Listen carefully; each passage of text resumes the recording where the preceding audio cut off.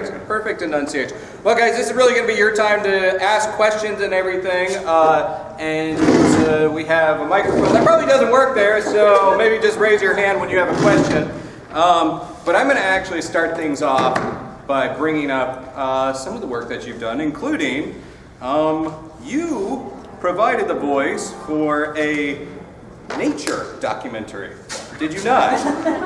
Hippo v. Lion. You make it sound like a bad thing. Hippo v. Lion, deadliest week ever. Hey, yeah, that. And no, I remember that. I remember that. The Hippo v. Lion. Yeah, Hippo v. Lion. I tell you what, you bet on the hippo.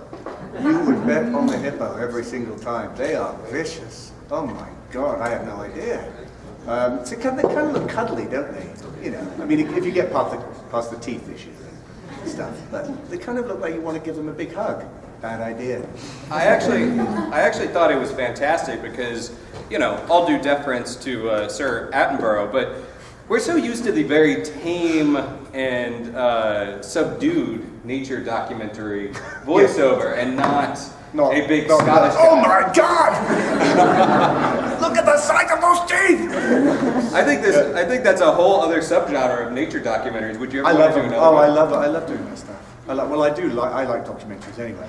I like nature, so it was a perfect marriage. And I was lucky enough for them to ask me. So yes, if any of you need any nature documentaries doing, then please call me. I'd be very happy to help. There you go.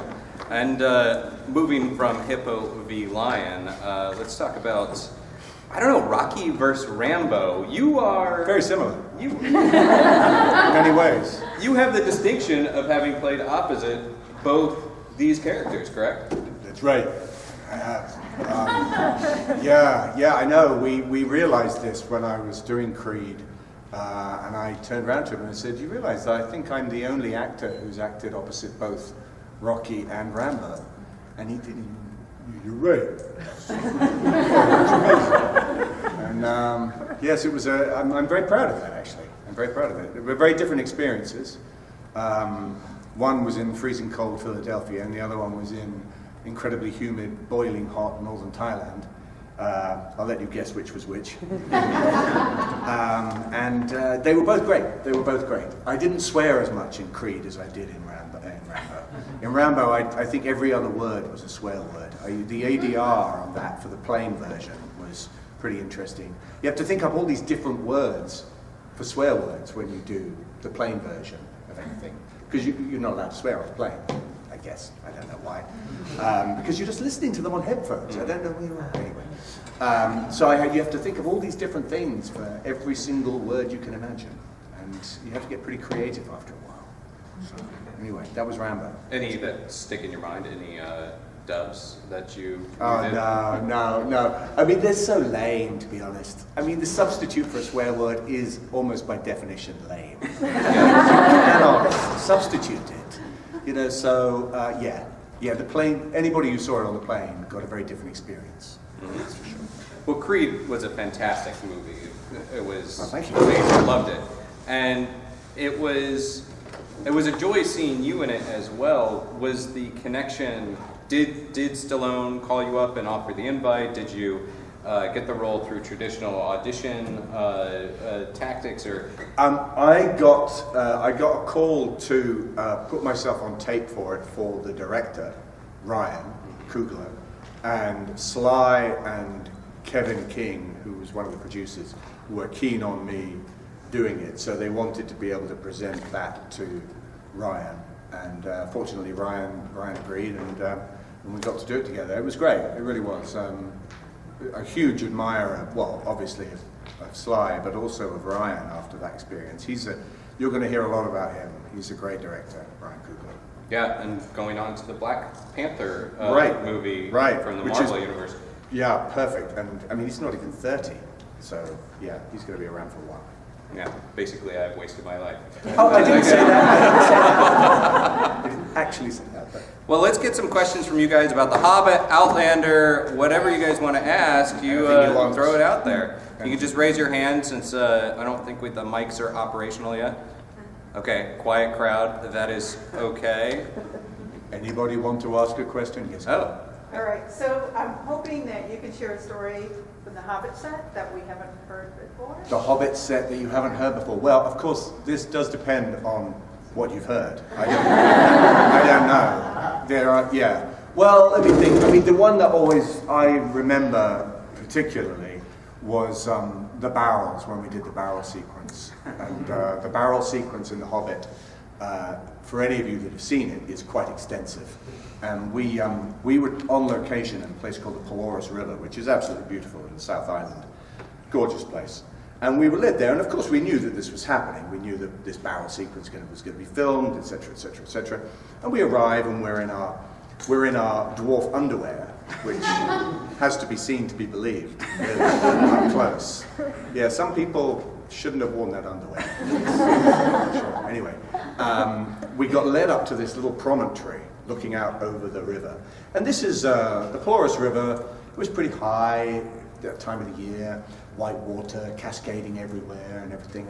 And Peter stood there and he said, so why don't we show the boys what's going to be happening? And so I looked out, we all looked out, and around the corner came this stuntman in a barrel.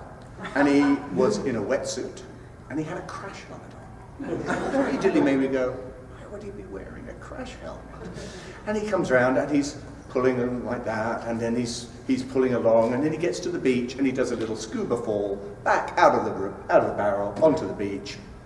Done. Fantastic. And we're all looking very impressed, because just waiting for our stuntmen to appear, to do it. And Pete went, so should we shoot it? Should we go and shoot it? But with us. Yeah, just go down there. And we were led, quite literally, like lambs to the slaughter, down to this little jetty that they'd built. And they had all the barrels were laid out, and we had to climb into them, and there was a little rope, and then they pulled the rope, and off we went. And we just basically had to swim for our lives. And they filmed it. I mean, there was no choreography, there was no plan. It was just keep going, we'll film it. Don't worry, there's a safety rope further down the river, nothing terrible will happen. Two of the dwarves breached the safety rope. Had to be chased down the Pelorus River in one of those inflatable dinghies before they ended up in the ocean. Richard Armitage nearly drowned. I mean, quite literally before my very eyes. He came out of the wrong spot, and because our costumes are so heavy and they're made of wool, and you're wearing basically diving boots, so it's not the best thing to go swimming in. And Richard they had to dive in and rescue him. And it was utter chaos. And we had to do it 5 times. But then they built an indoor river as well for us, which was like a circuit. It's like about 150 yards in total. And they had 2 V8 engines, one at either end of the river. And that would power the water, and it would get up to about 5,000 RPM. And we would go around that, I think we timed it, we were going around in less than 30 seconds. But yeah, in those barrels, that was great. That was like a fairground ride. And that was wonderful. We did that for 2 weeks.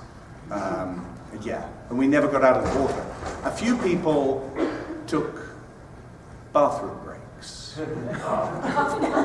Yes, in the water. Dean O'Gorman mentioning no names. But yeah, so there was a bit of that going on. But that was one thing that stands out. There you go. That sounds nightmarish. It was nightmarish. How many scenes from The Hobbit did you do on your own versus using a stunt person? Well, actually, myself and Richard Armitage, Dean, and Aidan, particularly, we did all our own stuff apart from when we were physically not able to be in 2 places at the same time. So if we were on main unit and they needed to do something on second unit that involved our character, that's when the stunt double would do that. But we did everything.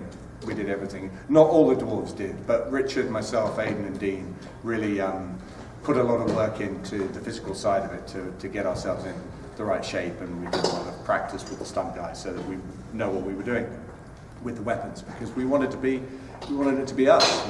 We wanted to have that experience as well. And fortunately, nobody got hurt. So. I was about to ask, were there any major injuries? Orlando broke someone's nose. Not one of us, one of the stunt guys. Yeah, he broke his nose. But that's what you pay stuntmen for. Yeah. They get paid to have their noses broken. By Orlando Bloom. By Outlander and Bloom. Yeah. The person in the green hoodie back there, yeah. I think this might be the first time I've seen you not as a character. And I know you're from Glasgow, but I can understand you. Yes, I'm speaking very carefully here so that you can all understand. No, I lived in Glasgow in my early years, and then I moved to Canada. I lived in Canada for a bit, then I lived in England, and then I moved back to Scotland. And as I became an actor, as I was doing more and more acting work, I was encouraged to lose my accent as much as possible so that I was able to perform in other roles. And so that's kind of what stuck with me in my normal speaking voice. But when I'm in Scotland, it sort of creeps back a bit more. And obviously when I play Scottish characters. Is it fun going back to that with Dougal? Oh yeah, to play Dougal back there, oh, it's fantastic. It's because I did all my theatre work in Scotland, most of my theatre work, and I get to work with a lot of the guys that I did theatre with as well, that come through. The guy who plays my brother, Gary Lewis, we used to go to the same pub together in Glasgow called the Victoria Bar, which is a fantastic pub. We used to, me and Peter Mullen, Gary, a few other guys, all used to sit around and drink too much Guinness and listen to live music. It was, yeah, so it's nice. It's been very lovely going back, actually. Yeah. Occasionally the show actually has a bit of a theatrical feel to it. Specifically, I'm thinking about a scene in episode 14. Very good. You and Claire in the cave, correct? That's right.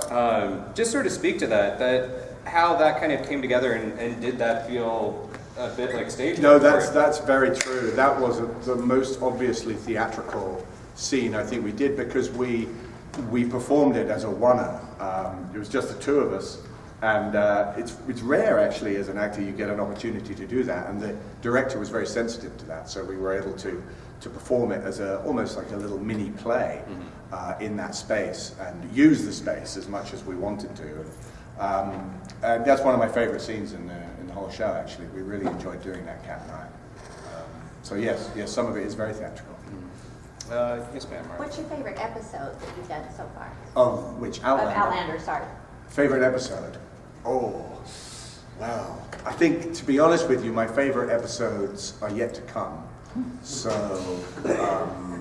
but my favorite from the first season, I would say episode 5, which is Rent, when we go out on the road, because that was really, it was like a sort of love letter to Scotland, really, because we got to go to so many beautiful parts of the country and allow the audience. It was the first time we were really outside of the castle, and we were able to see this landscape and show people what it was like. And that was great. And I got to go to parts of Scotland that even I hadn't been to before, so it was beautiful. Yeah. Yes, hi, second row. As far as the Hobbit set, if you were going to recommend a specific place for someone to go when they go visit there, what would be your number one place? In New Zealand? Yes. Gosh, it's hard. So it really is hard. There are so many beautiful places there, and we got to go to so many of them. And obvious ones like Paradise. This place actually called Paradise. I guess when they turned up, they thought, what should we call it? I know, let's call it Paradise. And it is, it's utterly gorgeous. That's where we shot Bayon's house, the exteriors to Bayon's house. And that is a lovely spot, just outside, about an hour and a half out of Queenstown. One of the places we only could get to by helicopter in the Rock and Pillar Range, which is near Dunedin. In the middle of it, this is really the middle of nowhere, where we nearly got stranded on the mountain, but that's okay. Where else? Gosh, there's so many places. Pelorus River was gorgeous. Tarkaka. The list goes on and on. There's a great book that, I don't know if you can get it here, but it was published of all the locations that we shot in, and gives you, how to get there, etc., good photographs and everything. So that would help. But those ones. You can't go wrong, really. Just step out the door and you're in something gorgeous. Did you shoot in Hobbiton at all, or was that all a set on a soundstage? No, we didn't. The dwarves didn't, because we were all in the interior Interior, of yeah. Bag End. So that was the first thing we did, actually, Bag End, where they. I mean, that was because, of course, I'd seen Lord of the Rings and everything, and to be the first dwarf to walk into that space when I arrived. I mean, that was a pretty, amazing moment, I have to say, when I knocked on that door for the first time. That was my first day of filming as well. So to be knocking on that iconic door, and for the door to open, and there, standing there, was this hobbit. And you kind of get goosebumps when that sort of thing happens, even as it's happening. So that was very special, yeah. I would also just recommend really quickly, as far as the tour guide element, there's a great guy named Mike the Guide in Z. He's on Twitter and everything, and he does tours of all the Lord of the Rings and Hobbit sets. So just a little extra tidbit there. All the way in the back. Hi. Yeah. Did you keep any great memorabilia from The Hobbit?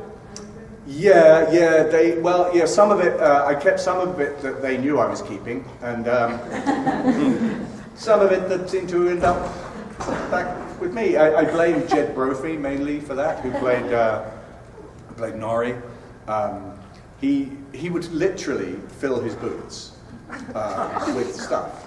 I mean, and if Smaug wondered where his gold was, it was mainly in Jed Brophy's boots. That's right. So he would walk off set, sort of clanking along. And the agreement with Peter Jackson was that if he managed to get anything into his boots without Peter seeing, he could keep it. So there were these constantly moments, little strange mushrooms from Mirkwood, and they've all ended up back in my house. Yeah. So I had a strange little room of Hobbit stuff, but the weapons I got, they gave me the axes at the end, the axes that I used, and that was wonderful. We all got our weapons handed to us at this big ceremony at the end. It was lovely.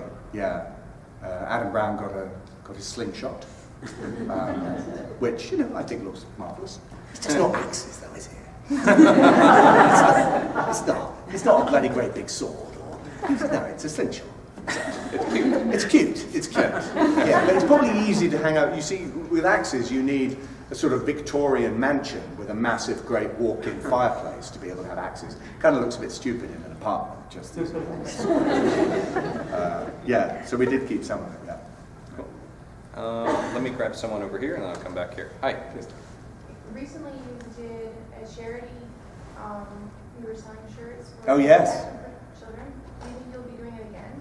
And I'm curious if you think you'll pick up other charities, or how did you get into this? Yeah, I really got interested in that particular charity because I'm interested in having children of my own. I'm very mindful of children that are disadvantaged and everything, so I wanted to do something for them. And then I got contacted by an organization that does this sort of thing. They launch these very specific T-shirts, and they are quite literally one-off. So they run for 2 weeks, and then you'll never see them again. And my plan, though, is I'd like to do one sometime in the future, maybe for something Hobbit-related or anything else that I managed to get involved in that has a following, a similar kind of a following, to be able to do it. I think it's a really fun way of raising money and having a bit of fun doing it. So yeah, I did. I enjoyed that. Had to think of a slogan, and that was the one I came up with. So sorry about that. Hi. Speaking of that, was it hard to keep a straight face with the grinding your corn line? When I did it, you see, the funny thing is that when we did that scene was, that line was different. I can't remember the original line, but the writer had put something different in. And when it came to shooting it, I asked the director and the writer, I said, I think it would be interesting to reference the song that I've already done about grinding corn and use it in this moment. And in a moment of complete madness, they agreed. And they went, yeah, great idea, Graham. And so we did it. And no, I didn't laugh or anything at the time, not at all. But it's sort of taken on a bit of a life of its own, that particular line. And now I get corn constantly appearing in my life. I didn't really have a lot of corn in my life, but now I do. So it's fun, especially when I went to Iowa. That was a big corn experience. You're corn rich. Yeah. Other questions? Hi, yes, with the goggles. You mentioned the weapons, the two axes. Yes. So wasn't there a story behind the axes? Oh yes, the axes. I called my axes Grasper and Keeper. I wanted, because it's not unusual for warriors to name their weapons and to give them that sort of totemic emblem, So I wanted to do that, and we had what's called show and tells, where before we start filming, you're brought in and they put you in full costume, they put you in full makeup. Peter's there, Fran, all the producers, and we talk through stuff. And I came in with the weapons, and I said, I think it would be great if I think he would name his weapons. And they went, yeah. What do you think he would call them? And I said, well, Emily Bronte, who, as I'm sure you know, wrote Wuthering Heights, she had 2 dogs, these huge hounds called Grasper and Keeper, which I always remember because I just think they're the most extraordinary names for dogs. You can just see them, can't you? Like the hounds of the Baskervilles or something, like sitting there at the end of her bed. And she was tiny. I don't think she was even 5 foot tall. And she was the only one that could really control those dogs. She famously punched one in the face because it refused to get off her bed when she asked him to. She asked him twice, in fairness. He didn't get off the bed, so little 4'11" Emily Bronte just punched him. And so she had these dogs. And I thought that would be fun to have my axes called Grasper and Keeper. And I mentioned this to Peter, and he said, oh yes, well, we'll get that done in Elvish or, no, Dwarvish runes. We'll get that done. Would you fix that up, Richard? And Richard Taylor, who runs Weta, was there, and he went, oh yes, Grasper Keeper, blah, blah, blah. And I thought nothing of it. I was just like, yeah, fine, okay. Literally the next day, these axes turned up, and there they were, Dwarvish runes on the blades, Grasper, Keeper. And that tells you so much about the attention to detail that they do. It's remarkable, absolutely remarkable. So, yeah, it was great. So I've got Emily Bronte's axes. Other questions? Hi. Yeah. What was weapons training like? You were wielding 2 weapons at the same time. Must that be interesting? Yes, weapons training for The Hobbit was very interesting, very intense. Because I had the 2 axes, and part of the issue is that the weapons often were built for their looks rather than their practicality. So my axes in particular were not balanced in the way that a real axe would be. So they were very blade heavy. So when you were holding them, they just wanted to do that all the time. So, and I was wearing these prosthetic forearms, which weighed 5 pounds each on each arm. And so I had to do a lot of physical training to be able to just wield these things. Lots of work on my shoulders and connective tissue so that I wouldn't tear or rotate a cuff or anything. And so we concentrated a lot on that. But it's amazing what you learn, if you're given 3 months to learn how to do something.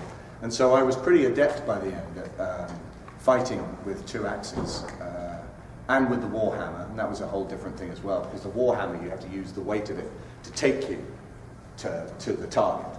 You just have to swing with it to allow the head to connect with what you're aiming at. But the axes were my favorite. Yeah, that and the knife. I really enjoyed using the knife. That was fun.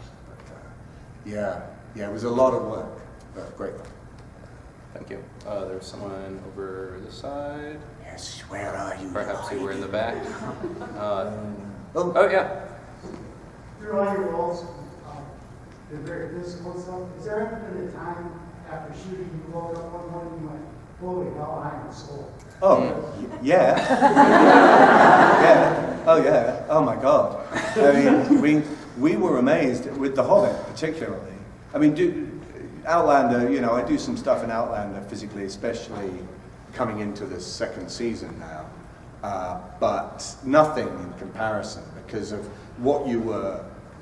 We would wear a costume, my costume at its heaviest when I was fully loaded with the axes, with the Warhammer, everything was about 70 pounds over my body weight. So we'd have to run in this sprint. And I did 6 months of training beforehand. And, a few of us did the training, some of us not so much.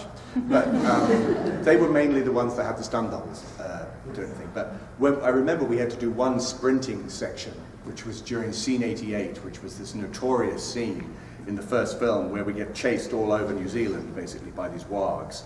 And we spent weeks doing this. And we're running, and Peter shouts. It was big, long lens, so he's shouting from 200 yards away, and he goes, "Okay, action!" And we start really hoofing it. I mean, we're properly, and we're thinking, "Yes, this looks fantastic!" And we're sprinting along, and at the end of it, your heart, your lungs are pouring out your mouth, and you're just falling over, and all the rest of it. And Peter just said, "Yeah, that's great. It just needs to be faster." Because when you looked at it on camera, because we were moving so much weight, it was like we were running through treacle. So our legs, our feet on their own, that had these massive boots on. I had size 18 boots that I was running in. And when you're doing that, it doesn't make you look particularly, you're not going to, you don't look like, Bolt or anything like that doing 100 meters. You look like Bolt's granny who's running along behind him. But it was, it was quite tough. And there were days, especially toward the end, we started to get the odd injury after 2.5 years. Our bodies finally started saying, "Please, you're really taking the piss now. You just got to stop. This is ridiculous." So I got a bit of an elbow injury and stuff, and a few others got shoulders, but it was okay. That's your real souvenir from working Yeah, on this film. yeah, a lifetime of agony. Yeah. Yes, right up front. As part of your training for the dwarf boot camp, did you learn any of your favorite phrases in Kuzdul? Did I learn any favorite phrases in Kuzdul? Dwarvish. Now, this is always a very embarrassing moment because we were taught Dwarvish. We had classes. We had classes in Dwarvish, and they were very encouraging of us learning and all the rest of it. But of course, we were being given this probably 5 minutes before we would shoot. Sometimes somebody would run in with a Dwarvish line and say, "We need you to say this," and we go, "What? Can you just repeat that?" And we would learn it that way. But I can't remember, and it's awful. I know, I'm so sorry. 3 years ago, it's terrible. I mean, I can barely remember Gaelic, and I've been doing that pretty recently.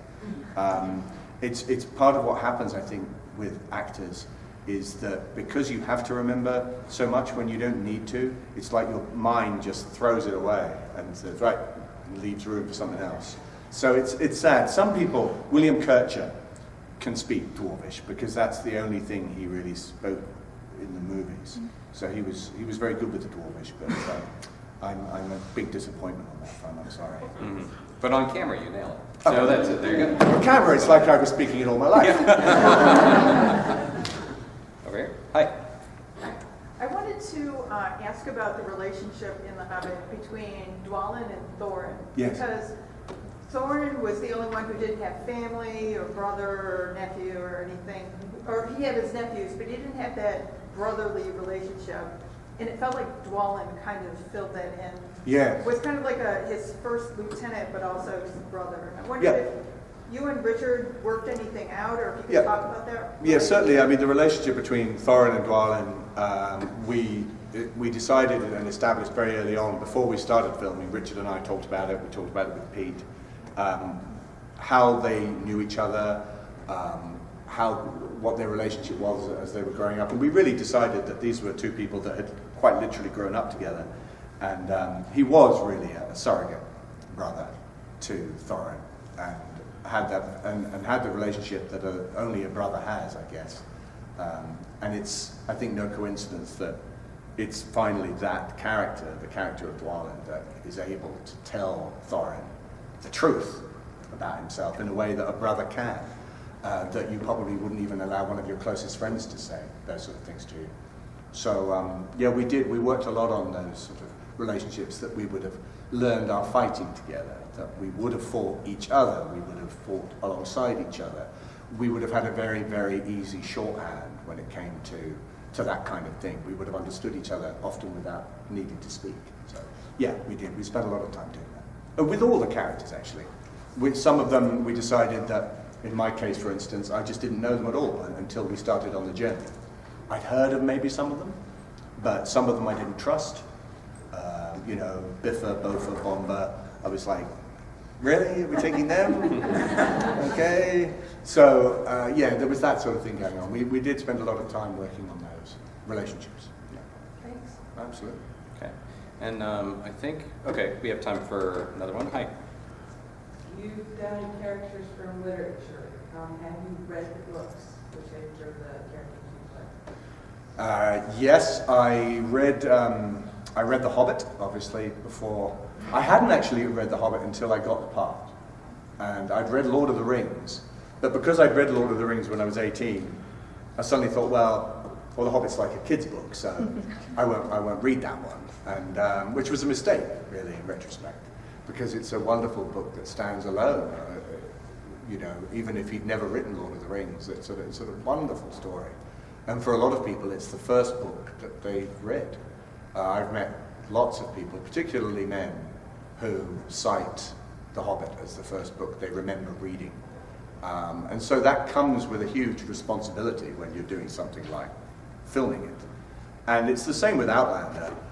When you're doing something that has a very big, beloved fan base, you have a responsibility to make sure that you please the fans and you honor what they love in those stories.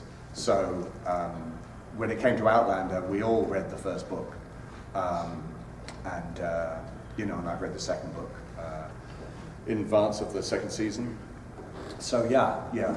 I mean, we use it. I think the best way of describing it is that you use it as a guide, but it's the script that really is the thing that is motivating you when you go on set. You carry the book with you, but that's your Bible in front of you right there is the script, because that's what you have to be truthful to. And finally, before I let you go, Outlander Season 2 is currently airing, but we haven't seen you yet, so I know there's a lot you cannot say, but anything you can tease about your return in this season? Yes, there's a lot that I can't say. This is true. The stars have probably got snipers in the building. Something is said. But let me think, what can I tell you? Well, yes, I do. I return. I do. Or more truthfully, they return, I suppose, is the best way of describing it. And all sorts of shenanigans ensue. And what I particularly liked, I think I can say this, about the second season in relation to my character, is his relationship with Jamie and how that changes, and the developments that we found within that while we were filming. And that's what made it so particularly enjoyable, I think, for me, was that relationship, that uncle-nephew relationship that we explored, and what has happened to Jamie in the time since I last saw him, and what that does to him as a man and as my rival, my leader, my, whatever you want to call it. It makes a big difference. So that was great to explore. But I can't really say any more on the specifics. It's a bit kind of difficult. Well, stay tuned and you will see soon enough. And also keep an eye out for more exciting news coming from this gentleman. But after this, I know he's heading to photo ops and he'll be here all weekend, so go see him, go get a picture and say hi. Motor City Comic Con, thank you so much, and please show your